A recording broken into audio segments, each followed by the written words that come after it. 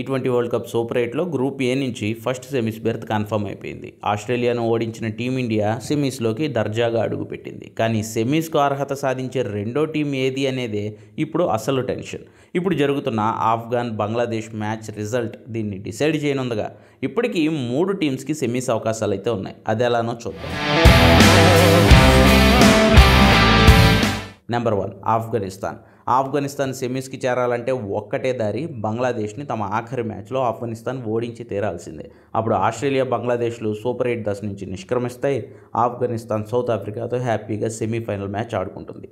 Number 2 ఆస్ట్రేలియాకు Bharat మీద ఓడినా కూడా ఇంకా సెమీస్ ఛాన్స్ అనేది ఉంది. బంగ్లాదేశ్ మీద గెలవడం వల్ల ఆస్ట్రేలియా దగ్గర 2 పాయింట్లు ఉన్నాయి. కానీ టీమిండియా మీద ఓటమి కారణంగా భారీగా నెట్ రన్ రేట్ని కోల్పోయింది ఆస్ట్రేలియా.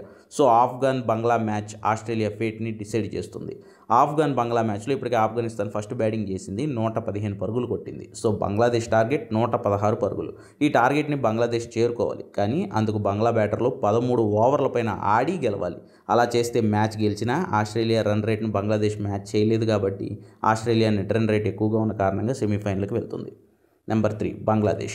ఈ గొడవలో బంగ్లాదేశ్కి కూడా ఛాన్స్ ఉంది. అదేంటంటే ఇప్పుడు ఆఫ్ఘన్ విసిరిన 116 పరుగుల టార్గెట్ని బంగ్లాదేశ్ బ్యాటర్లు రఫ్ ఆడించి 13 ఓవర్లలోపే చేసేయాలి.